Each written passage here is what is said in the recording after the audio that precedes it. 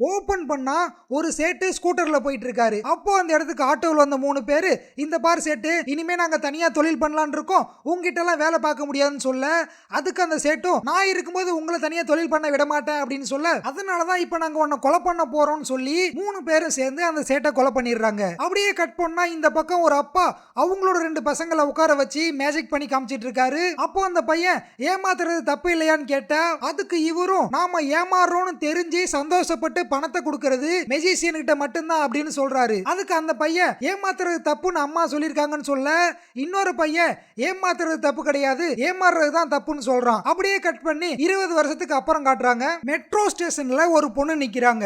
இவங்க தான் ஹீரோயின். அவங்களுக்கு ஒரு கால் வருது, நாங்க உன்னை பார்த்துட்டோம், சீக்கிரமா ட்ரெயினுக்குள்ள ஏறு அப்படின்னு சொல்ல, உள்ள வந்த அவங்க உன்னை பார்த்துட்டோம் உள்ள ஏறுன்னு சொன்னான். அவனோட வயசு 40ல இருந்து 50 வரைக்கும் இருக்கும். என்ன பார்த்துட்டேன் அப்படின்னு சொன்னதுனால இந்த 4 கம்பார்ட்மெண்ட்ல தான் ஏதோ ஒரு இதுல அவன் இருக்கான். அதுலயும் இந்த முதல் 2ல இருந்து பார்த்தா தான் நான் நின்ன இடத்தை பார்க்க முடியும். அப்ப இந்த முதல் 2 கம்பார்ட்மெண்ட் தான். இப்போ இங்க 4 பேர் தான் இருக்காங்க. இந்த 4 பேர்ல ஒருத்தர் தான் எனக்கு கால் பண்ணது அப்படின்னு அவங்க கிட்ட எல்லாம் போய் ஹாய் சார் ஹாய் சார்னு சொல்றாங்க. அதுல 3 பேரு யாருமா நீன்னு கேட்க, ஒருத்தர் எந்திரிச்சு கங்க்ராச்சுலேஷன் யூ ஆர் செலக்டட் அப்படின்னு சொல்றாரு. அப்படியே கட் பண்ணா ஹீரோவோட இன்ட்ரோடக்ஷன், அதுக்கு ஒரு பாட்டு. அந்த பாட்டுல அவர் பல மேஜிக் பண்றாரு.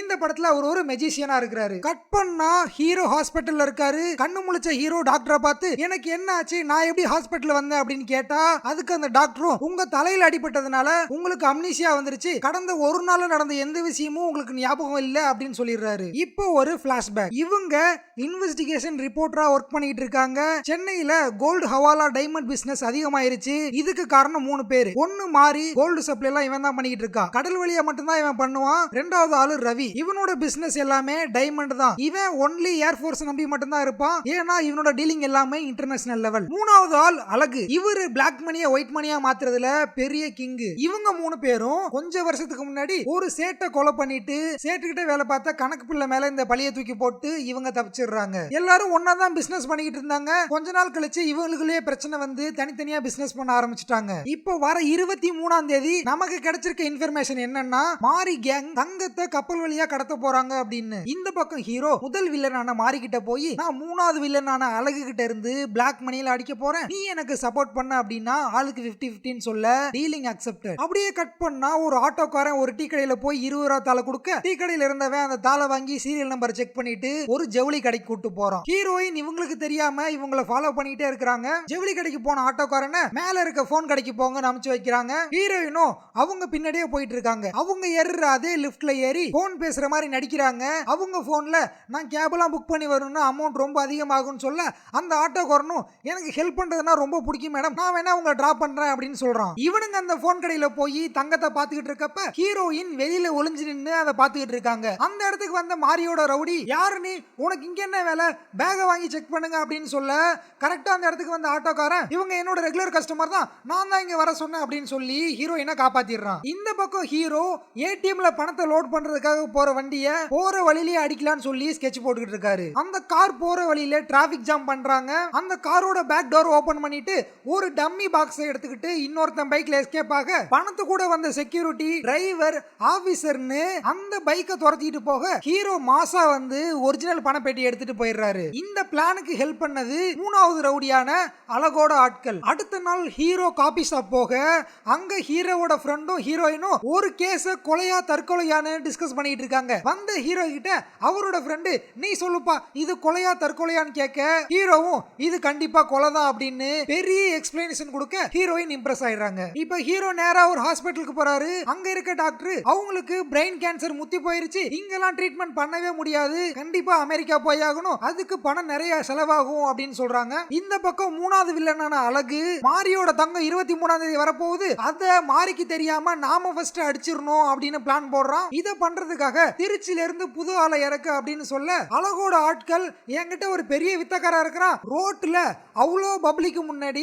ஏடிஎம் பணத்தை அசால்ட்டா அடிச்சான் அப்படின்னு சொல்ல, சரி ஓகே அவனை வர சொல்லுங்க அப்படின்னு அந்த வில்லனும் சொல்லிடுறான். ஹீரோவும் அங்க வராரு, டீல் பேசுறாங்க, டீல் ஓகே ஆயிடுச்சு, அட்வான்ஸ் பணத்தை வாங்கிக்கிட்டு ஹீரோ கிளம்பிடுறாரு. அந்த வில்லனும் இவனை ஃபாலோ பண்ணுங்கடா அப்படின்னு ஆரம்பிச்சு வச்சிடுறாரு. பணத்தை பணத்தை வாங்கின ஹீரோ நேரா ஹாஸ்பிட்டல்ல போய் அந்த பணத்தை கட்டிடுறாரு. அப்படியே கட் பண்ணா ஹீரோவும் அழகோட ஆட்களும் சேர்ந்து plan A, plan B, plan சின்னு போட்டாலும் எதுவுமே செட் ஆகுற மாதிரி தெரியல. இப்போ ஹீரோ இதுதான் ஃபைனல் பிளான் அப்படின்னு சொல்ல கப்பல்ல வந்த தங்கத்தை மாரியோட ஆட்கள் எடுத்துட்டு போக அந்த இடத்துக்கு வந்த போலீஸ் அந்த தங்கத்தை புடுங்கிட்டு டைரக்டா மாரிக்கு கால் பண்ணி எனக்கு 10 லட்சம் ரூபாய் வேணும், அதை எடுத்துக்கிட்டு போலீஸ் ஸ்டேஷன் வந்து இந்த தங்கத்தை மீட்டு கொண்டு போங்கன்னு சொல்லிட்டு தங்கத்தை புடுங்கிட்டு போயிடுறாரு. இது எல்லாத்தையுமே ஹீரோயினும் அங்க இருந்து பாத்துக்கிட்டு தான் இருக்கிறாங்க. தங்கத்தை எடுத்துக்கிட்டு போன போலீஸோட காரை ஹீரோவோட ஆட்கள் லாரியை வச்சு மோதிடுறாங்க. காரும் ஆக்சிடென்ட் ஆகுது. அங்க வந்து ஹீரோ தங்கத்தை மட்டும் எடுத்துக்கிட்டு அங்க இருந்து கிளம்பிடுறாரு. இப்போ ஹீரோ மீதி பணத்தை கேட்க அவனுங்க தர முடியாதுன்னு சொல்லி தலையிலே அடிச்சு ஓரமா தூக்கி போட்டு தங்கத்தை மட்டும் எடுத்துட்டு போயிடுறானுங்க. போற வழியில பேக திறந்து பார்த்தா பேகுக்குள்ள தங்கத்தை காணோம், வெறும் செங்கல் மட்டும் தான் இருக்குது. இப்போ குழம்பி போய் ஆரம்பத்துல பணத்தை வாங்கணும்னு ஹாஸ்பிட்டல்ல போய் கட்டினா இல்லையா, அந்த ஹாஸ்பிட்டல்ல போய் தேடுனா ஹீரோ அங்க எங்கேயுமே இல்ல. இப்பதான் பிரசன்ட்டுக்கு வராங்க. ஹீரோ ஆரம்பத்துல தலையில அடிபட்டு மறந்துருச்சுன்னு சொன்னார் இல்லையா, அது எல்லாமே இவங்க அடிச்சு போட்டதுதான். இப்போ ஹீரோ அந்த ரவுடிக்கு பின்னாடி தான் இருக்கிறான். ஏய் நீங்க என்ன பண்ற, நாம தான் ஆல்ரெடி பிளான் போட்டிருக்கோம்ல, அதுக்குள்ள இங்க எதுக்கு வந்தீங்க அப்படின்னு கேட்க, ஏய் என்னடா நடிக்கிறியா, நான் ஏன் நடிக்க போறேன், எனக்கு ஒரு நாளைக்கு முன்னாடி நடந்த எதுவுமே ஞாபகம் இல்ல அப்படின்னு ஹீரோ சொல்ல ஹீரோவை நேரா அழகு வில்லங்கிட்ட தான் கூட்டு போறாங்க. அங்க போனா வில்லனுக்கும் ஹீரோவுக்கும் நடுவுல பல தேவையில்லாத காமெடிகள் நடக்கும். அதை நம்ம அவாய்ட் பண்ணிடலாம். வில்லன் ஒரே கேள்வியை திரும்ப திரும்ப கேட்க ஹீரோவும் ஒரே பதில திரும்ப திரும்ப சொல்ல அதுக்கு வில்லனும் உனக்கு என்னதான ஞாபகம் இருக்கு அதையாவது சொல்லுன்னு சொன்னா, நாம ஏர்போர்ட்டுக்கு வர போற வைரத்தை அடிக்கிறதுக்கு தான் பிளான் போட்டோம், நீங்க என்னன்னா கப்பல் தங்கம்னு எதோ சொல்றீங்க அப்படின்னு ஹீரோ சொல்ல அங்க இருந்த அழகோட அடியாட்கள்லாம் அண்ணே தங்கம் தான் போயிருச்சு, அவன் ஏதோ வைரம் பிளான் சொல்றான்ல அதுபடி போவோம், நமக்கு வைரமாவது கிடைக்கும் அப்படின்னு சொல்ல வில்லனும் சரி ஓகே அந்த பிளான் படியே பண்ணலாம் அப்படின்னு சொல்லி ஹீரோ அமுச்சு வச்சிடறாரு. இப்போ ஹீரோ நேரா வீட்டுக்கு வராரு. அவரோட வீட்டுக்குள்ளார ஹீரோயின் இருக்காங்க. ஹீரோயின் கோவமா என்ன ஏமாத்திட்டு இல்ல, உன்னை நம்பி தானே எல்லா பிளானையும் சொன்னேன். அதுக்கு ஹீரோவும் நான் யாருக்குமே தெரியாத ஒரு உண்மையை உங்ககிட்ட சொல்றேன், எனக்கு பழசெல்லாம் மறக்கல, நான் அப்படி நடிச்சுக்கிட்டு இருக்கிறேன், நான் அடிச்ச தங்கத்தை நீ கொண்டு போய் கொடுத்திருந்தாலும் அது ஒரு கெட்டவனோட கைக்கு தான் போயிருக்கும், நான் அடிச்சதுனால அதுல எந்த ஒரு தப்பும் கிடையாது, நான் ஏன் அந்த தங்கத்தை அடிச்சேன் அப்படின்னு ஒரு பிளாஷ்பேக் சொல்றாரு. பிளாஷ்பேக்ல ஒரு பொண்ணை பார்த்துட்டு ஹீரோ ஒன் சைடா லவ் பண்ணிட்டு இருக்கிறாரு. என்னதான் ஹீரோ ரொம்ப நாளா லவ் பண்ணாலும் திடீர்னு ஒருத்தர் வந்து ப்ரப்போஸ் பண்ணி அந்த பொண்ணை கல்யாணமும் பண்ணிடுறான். அப்படியே நாட்கள் பல கடக்குது. ஒரு நாள் எதிர்ச்சியா ஹாஸ்பிட்டல்ல அந்த பொண்ணோட ஹஸ்பண்ட பார்க்க நீங்க என்ன சார் பண்றீங்கன்னு ஹீரோ கேட்க, நீங்க யாருங்க, உங்களை எனக்கு தெரியவே தெரியாதுன்னு அவரும் சொல்ல, நான் வந்து உங்க பொண்டாட்டியோட காதலன், ஒன் சைடா தான் லவ் பண்ணிட்டு இருந்தேன், பயப்படாதீங்க, என்ன பிரச்சனைன்னு சொல்லுங்கன்னு ஹீரோ கேட்க அவரும் என்னோட ஒய்ஃபுக்கு பிரெயின் கேன்சர் வந்துருச்சுன்னு சொல்ல ஹீரோ அதுக்கு ஹெல்ப் பண்றதுக்காக தான் நிறைய பணத்தை சம்பாரிச்சுக்கிட்டு இருக்காரு. இதெல்லாம் கேட்ட ஹீரோயின் திரும்பவும் இம்ப்ரெஸ் ஆகி உனக்கு என்ன ஹெல்ப் வேணும்னாலும் என்கிட்ட கேளு, நான் பண்ண தயாரா இருக்கேன் அப்படின்னு சொல்லிட்டு போயிடுறாங்க. அப்படியே கட் பண்ணா அந்த ரெண்டாவது ரவுடியான ரவி ஏர்போர்ட்டுக்கு வெளியில வெயிட் பண்ணிட்டு இருக்கான். அவனோட வைரம் வந்துகிட்டு இருக்கு. அந்த வைரத்தை எந்த ஒரு செக்கிங்குமே இல்லாம வர வைக்கணும் அப்படின்றதுனால இவரு அங்க இருந்த ஒரு ஹையர் ஆபீசர் கிட்ட போன் பண்ணி வழக்கம் போல எந்த ஒரு செக் பண்ணாம அமுச்சு விட்டுருங்க, உங்களுக்கு பண்ண வேண்டியதை நான் பண்ணிடுறேன், வழக்கமா நான் 10 லட்சம் தருவேன், இந்த வாட்டி 20 சேர்த்து தரேன் அப்படின்னு சொல்றாரு. இப்போ அந்த ஆபீசர் இன்னொரு ஆபீசர் கிட்ட போய் ஒருத்தர் சிகப்பு கலர் தொப்பி போட்டு வருவான், அவனை எந்த ஒரு செக் பண்ணாம வெளியில அமுச்சு விட்டுருங்க அப்படின்னு சொல்றாரு. இந்த ஏர்போர்ட்ல ஒரு ஸ்ட்ரிக்டான சிங் இருக்கிறான், அவன் கண்ணுல மட்டும் அவனை படவே விட்டுறாத, நான் எப்படியாச்சும் அவனை டைவர்ட் பண்ணிடுறேன் அப்படின்னு சொல்லிட்டு இந்த ஆபீசரும் போயிடுறாரு. போன அவரு அவங்க பொண்டாட்டிக்கு கால் பண்ணி ஒரு வைர நெக்லஸ் கட்டில அதை நான் நாளைக்கு வாங்கிட்டு வரேன்னு பேசிக்கிட்டு இருக்கும் போதே ஹார்ட் அட்டாக் வந்துருது. அப்படியே ஹாஸ்பிட்டலுக்கு தூக்கிட்டு போயிடுறாங்க. இந்த பக்கம் அந்த சிங்கும் இன்னொரு ஆபீசரும் வரவங்க எல்லாத்தையும் செக் பண்ணிட்டு இருக்காங்க. அப்போ கரெக்டா அந்த சிகப்பு கலர் தொப்பி போட்டேன் வந்து சிகப்பு கலர் தொப்பின்னு சொல்ல அந்த சிங்குக்கு இவன் மேல சந்தேகம் வந்து செக் பண்ணி பார்த்தா அவங்கிட்ட டைமண்ட் இருக்குது. அவங்கிட்ட இருந்த டைமண்டை புடிங்கிட்டு போய் டைரக்டா ஒரு லாக்கர் ரூம்ல வச்சிடுறாரு. இப்போ அந்த ஏர்போர்ட்ல ஹீரோவும் அழகு அதான் அந்த மூணாவது ரவுடியும் அந்த இடத்துக்கு வந்துடுறாங்க. டைமண்ட் லாக்கர் ரூம்ல மாட்டிடுச்சு அப்படின்ற விஷயம் அந்த ரவிக்கும் தெரிஞ்சிருது. இந்த ஹீரோ இருக்கார் இல்லையா, இவர் கூட இருக்க அழகுக்கும் தெரியுது. இப்ப அதை எப்படியாவது கொள்ளை அடிக்கணும் அப்படின்னு ஹீரோ ஒரு பக்கம் பிளான் போட்டுக்கிட்டு இருக்காரு. இப்போ அந்த ரவி ஒரு எம்எல்ஏவுக்கு கால் பண்ணி உங்களுக்கு சென்ட்ரல்ல யாராவது தெரிஞ்சா அவங்க மூலமா என்னோட டைமண்டை வெளியில எடுத்து கொடுங்க, உங்களுக்கு என்ன பண்ணணுமோ அதை நான் கண்டிப்பா பண்றேன், அதோட வேல்யூ மொத்தம் 25 கோடி அப்படின்னு சொல்றாரு. அந்த எம்எல்ஏவும் சென்ட்ரலுக்கு கால் பண்ணி இந்த மாதிரி ஒரு பிரச்சனை இருக்குது எடுத்து கொடுங்கன்னு சொல்ல அந்த சென்ட்ரல் மினிஸ்டர் டைரக்டா அந்த சிங்குக்கு கால் பண்ணி எப்படிப்பா வேலையெல்லாம் போகுது, வேலை வாங்கி கொடுத்தவங்களை என்னைக்குமே மறக்க கூடாது, அந்த டைமண்டோட மொத்த வேல்யூ 25 கோடி, 5 கோடியை மட்டும் புடிச்சுக்கிட்டு 20 கோடியை நம்மால் நாளைக்கு வருவான் அவங்கிட்ட கொடுத்து விட்டுரு அப்படின்னு அந்த மினிஸ்டர் சொல்லிடுறாரு. ஏர்போர்ட்டுக்குள்ளார ஹீரோவும் அழகோட கேங்கும் ஹவுஸ் கீப்பிங் ட்ரெஸ் போட்டுக்கிட்டு சுத்திட்டு இருக்காங்க. அதுல 2 பேருக்கு ஆர்மி ட்ரெஸ்ஸையும் வியர் பண்ணி விட்டுறாரு ஹீரோ. அதே சமயம் ரவியோட கேங்கும் ஏர்போர்ட்டுக்குள்ள வந்துருது. அந்த பக்கம் ஹீரோயின் போய் அந்த ஹாஸ்பிட்டல் ஹாஸ்பிட்டல் இருந்த அந்த பொண்ணோட ஹஸ்பண்ட் கிட்ட பிரெயின் கேன்சரை பத்தி விசாரிக்கிறாங்க. இன்னைக்கு நீங்க அமெரிக்கா போக போறீங்கன்னு கேட்க அவரு நீங்க யாரோ நினைச்சு என்கிட்ட பேசிட்டு இருக்கீங்க, நீங்க சொல்றது எனக்கு ஒண்ணுமே புரியல அப்படின்னு பேச இப்போ ஹீரோயின் திரும்பவும் ஹீரோ நம்மளை ஏமாத்திட்டான் அப்படின்றத ரியலைஸ் பண்றாங்க. வேகமா கிளம்பி ஏர்போர்ட்டுக்கு போனா போற வழியில மாரியோட கேங் இந்த பொண்ணை பாத்துறாங்க. ஹீரோ எங்க இருக்கான்னு சொல்லுன்னு கண்ணை காமிச்சு மிரட்டுறாங்க.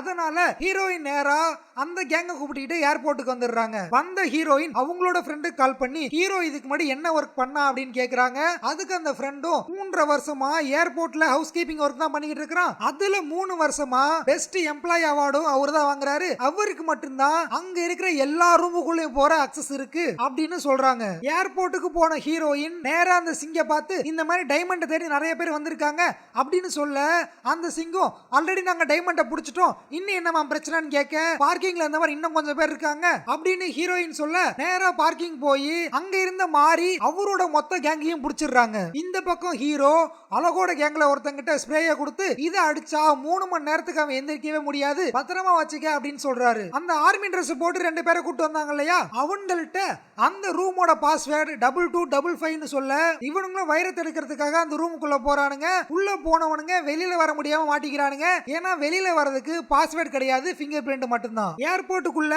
ஹவுஸ் கீப்பிங் வேஷத்துல இருந்த அழகும் ரவியும் மீட் பண்ணிக்கிறாங்க. 2 பேரும் அது என்னோட டைமண்ட் மாறி மாறி பேசிக்கிட்டு இருக்கேன். சரி வேற வழியே கிடையாது, கிடைச்ச ஆளுக்கு பாதி பிரிச்சுக்கலாம்னு சொல்லி சமாதானம் ஆயிடுறாங்க. ஹீரோயின் அந்த இடத்துக்கு வந்து நீ டைமண்ட் ரவி தானே, நீ பிளாக் மணி அழகு தானே அப்படின்னு கேட்க அவங்களும் ஷாக் ஆயிடுறாங்க. இப்போ ஹீரோயின் அவன் கண்டிப்பா டைமண்ட் அடிச்சிருவான், ஆனா உங்களுக்கு அது கிடைக்கவே கிடைக்காது அப்படின்னு சொல்ல இந்த பக்கம் ஏசி டக்ட் வழியா ஹீரோவும் அழகோட ஆட்களும் டைரக்டா அந்த ரூமுக்குள்ள இறங்கிடலாம்னு சொல்லி போயிட்டு இருக்காங்க.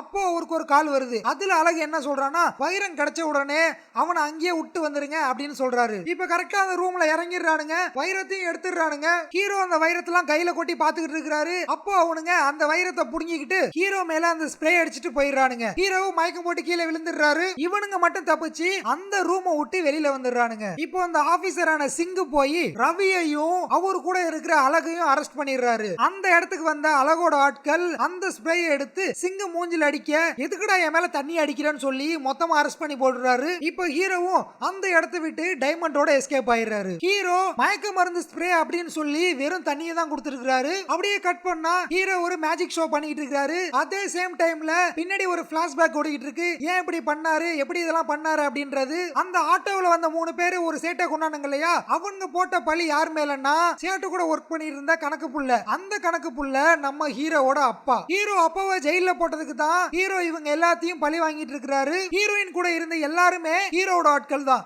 சொல்ல போனா இது எல்லாமே ஒரு செட்டப் மாதிரி தான் நடந்தது. அப்படியே கட் பண்ணா நாட்கள் பல போக ஹீரோ ஏர்போர்ட்ல மாப் போட்டுக்கிட்டு இருக்காரு. அப்போ அந்த இடத்துக்கு அவரோட முன்னாள் காதலியும் அவங்க ஹஸ்பண்ட் வந்துட்டு இருக்காங்க. அப்படியே ஹீரோ சோகமா அந்த பொண்ணையே பாக்குறாரு. இந்த படமும் இதோட முடியுது.